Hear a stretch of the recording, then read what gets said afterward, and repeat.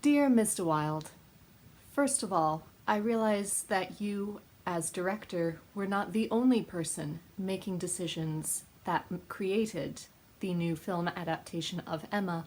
However, I would like to address this letter to you, as I couldn't very well make the title Dear Everyone at Universal Studios who had a hand in developing the new film adaptation of Emma.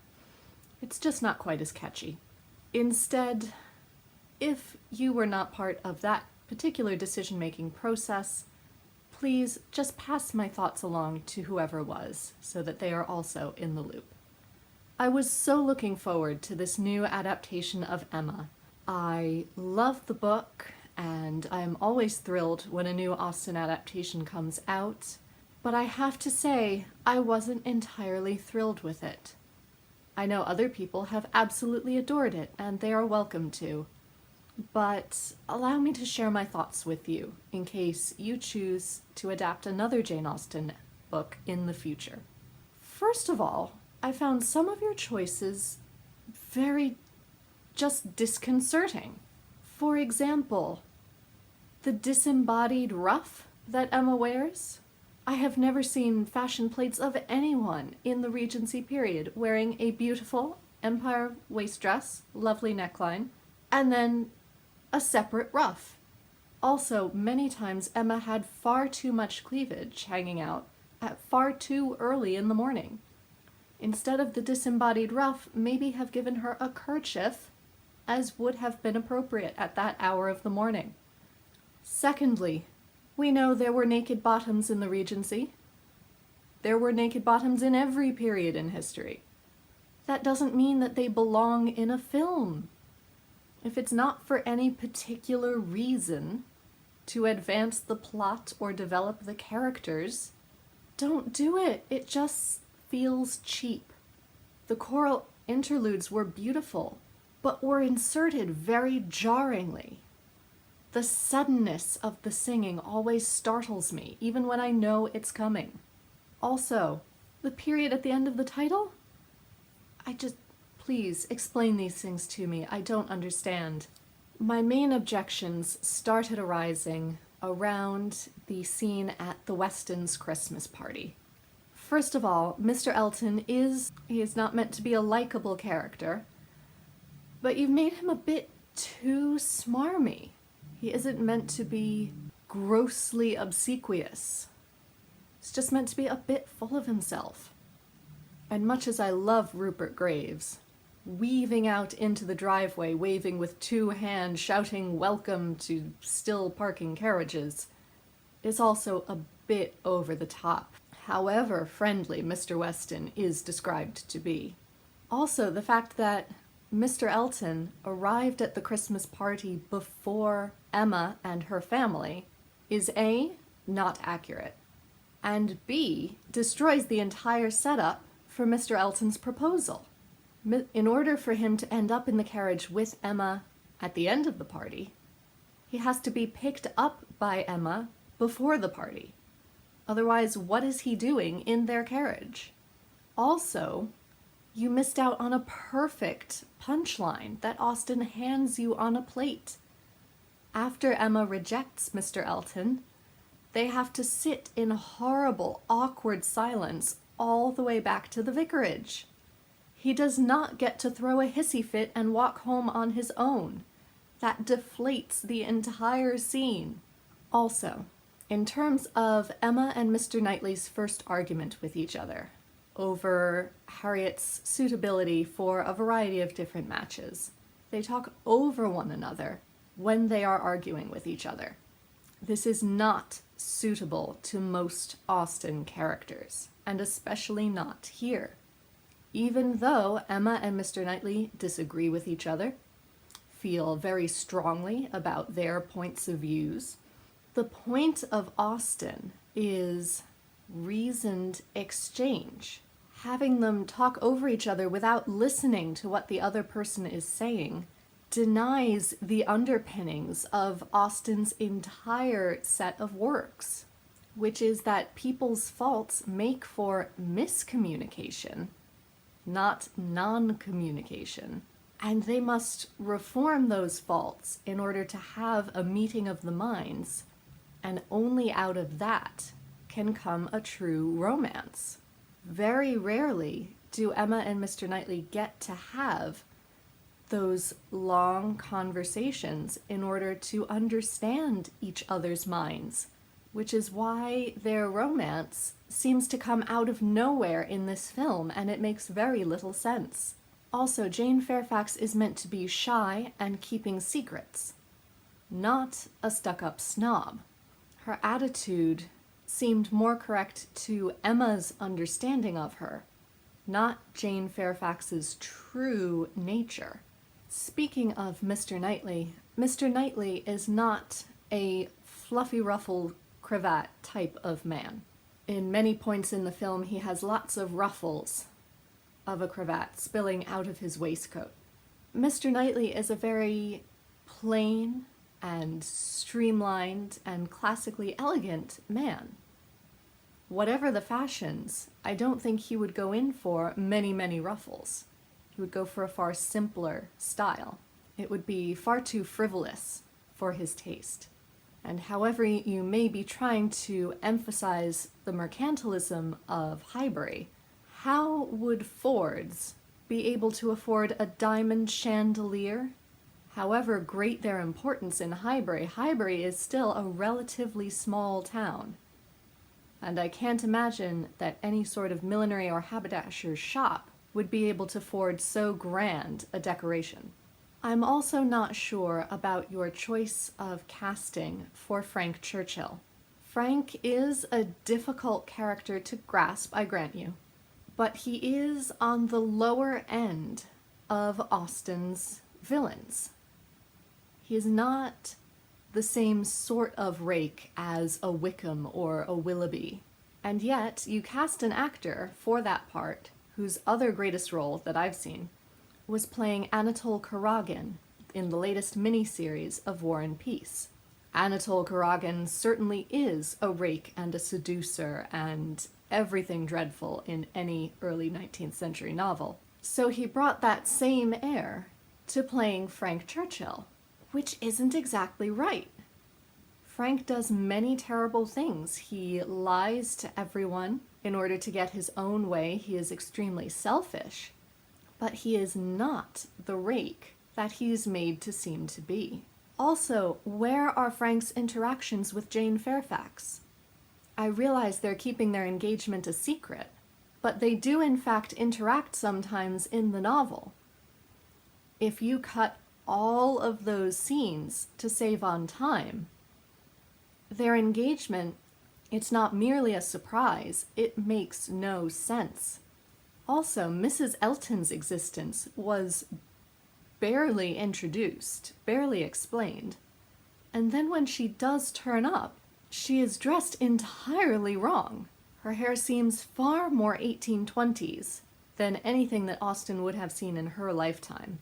Is far over-trimmed, and yes, I realize she does mention being over-trimmed once.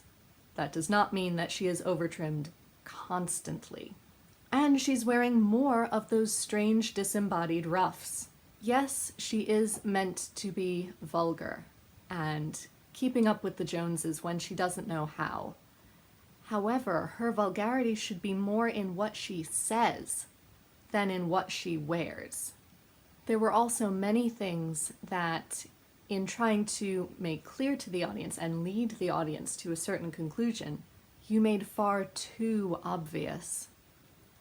Any exposition that happens in dialogue feels very obvious, and it feels like exposition. It doesn't feel natural to the dialogue. And the angelic choir that comes in to signal that Mr. Knightley is saving Harriet is also very cliched, and it just feels trite. In addition, let's talk to Harriet's trial after the ball. If you wanted to rewrite that portion of the book a little bit to avoid references to gypsies, which are, after all, difficult to navigate these days, since even the word gypsy is a racist term, I could understand that. And so you rewrote it to say that she had a terrible cramp on her way home from the ball and couldn't walk, so Frank must save her. Not quite as dramatic, but I could understand why you would do that.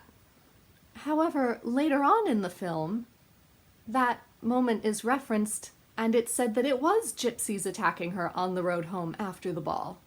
So which is it? Please stick to one narrative.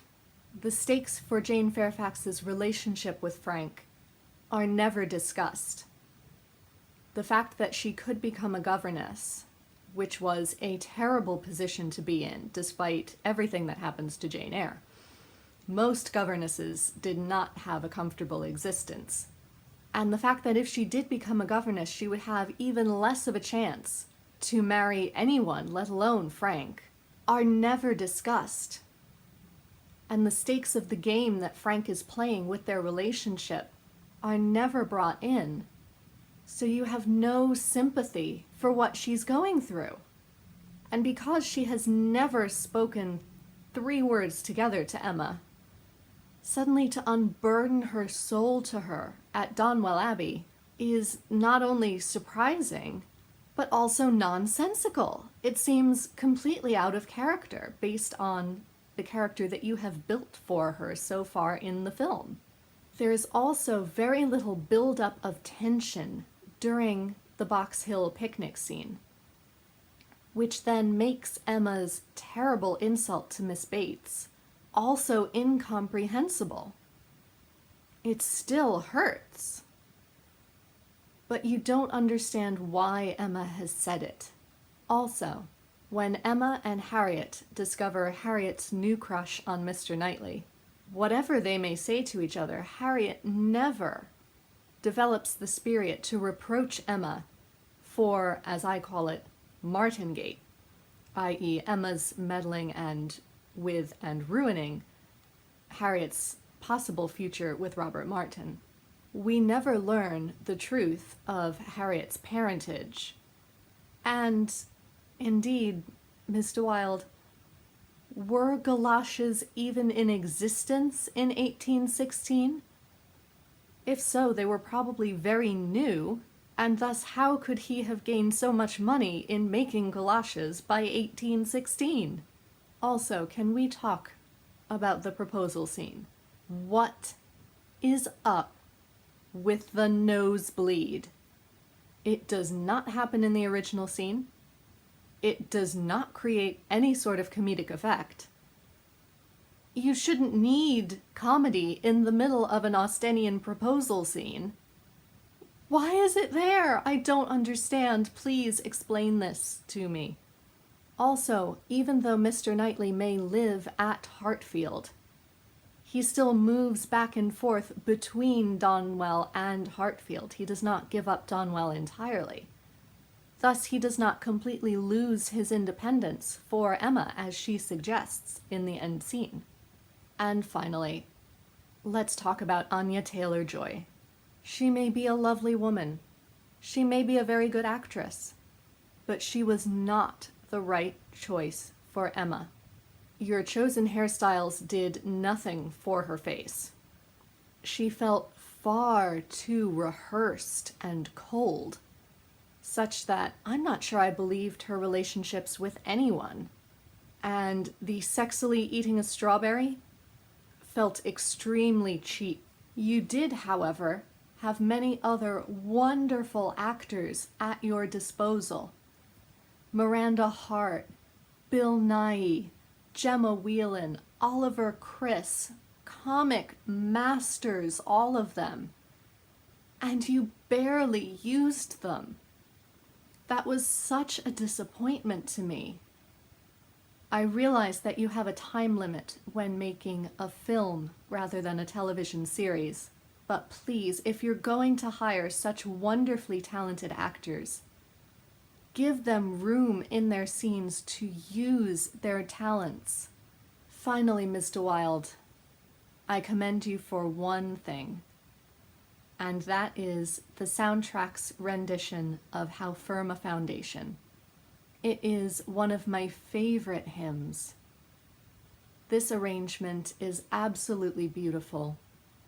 and it gave me great comfort in these months of quarantine. So I thank you for that. I appreciate that you included servants a lot more in this film, as they would have been all over in all of the characters' living situations. And indeed, Emma is one of the novels where the servants are mentioned most frequently. And the fact that you emphasized that in order to do whatever they wanted, the characters would be inconveniencing many other people in order to live their own lives. And I really appreciated that. The rest of the film didn't hold up to my scrutiny, however. Your stylizing choices were interesting and quirky, which I can get behind. However, your execution of all of those ideas felt very clumsy and not true to Austen. So please, in the future, bear some of these criticisms in mind if you would like to do another Jane Austen adaptation that stays true to the wonderful Miss Austen's style and her amazing character development. Thank you for taking the time to listen. And please understand, I still admire you. I just didn't care for this particular film.